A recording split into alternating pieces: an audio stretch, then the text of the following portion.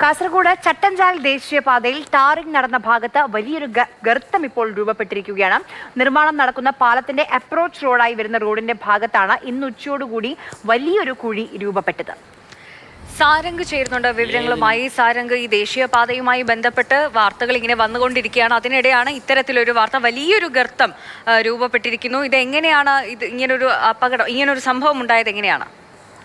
ഇതിൽ ഏറ്റവും കൂടുതൽ അപകടകരമായിട്ടുള്ള ഒരു കാര്യം എന്ന് പറയുന്നത്, ഇത് ഒരു പാലത്തിന്റെ അപ്രോച്ച് റോഡിലാണ് ഇത്തരത്തിലൊരു ഗർത്തം രൂപപ്പെട്ടത് എന്ന് തന്നെയാണ്. കാരണം സർക്കാരിൽ നിന്നും ചട്ടഞ്ചാലിലേക്ക് പോകുന്ന ചട്ടഞ്ചാൽ പോലീസ് സ്റ്റേഷന്റെ തൊട്ടടുത്തുള്ള പ്രദേശത്ത് തന്നെയാണ് ഇത്തരത്തിൽ വലിയൊരു ഗർത്തം ഉണ്ടായിട്ടുള്ളത്. ഇന്ന് ഉച്ചയോടുകൂടിയാണ് ഗർത്തം രൂപപ്പെടുന്നത്.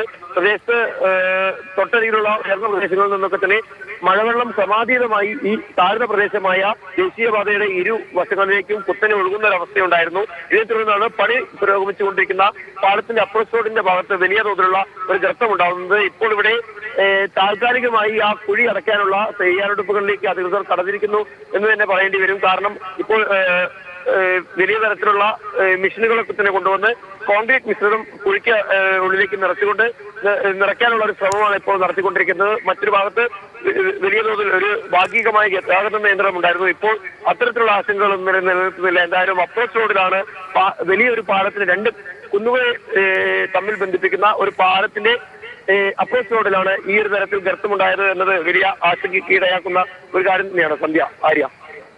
ശരി, സാരംഗ് സുരേഷാണ് വിവരങ്ങൾ നൽകിയത്. നമ്മൾ ആ ദൃശ്യങ്ങൾ കാണുന്നുണ്ട്. നോക്കൂ, അതിന്റെ മറുവശത്തുകൂടി വാഹനങ്ങളൊക്കെ പോയിക്കൊണ്ടിരിക്കുകയാണ്, കാറും സ്കൂട്ടറും ഒക്കെ പോകുന്നുണ്ട്. അപ്പോൾ ഇത് എന്തുകൊണ്ടാണ് ഇങ്ങനെ ഒരു ഗർത്തം? ആ ഭാഗത്തെ പണി പകുതിയോളം തീർന്നതാണ്. അപ്പോൾ എന്തുകൊണ്ടാണ് ഇങ്ങനെ ഇത്രയും വലിയൊരു കുഴി രൂപപ്പെട്ടത്?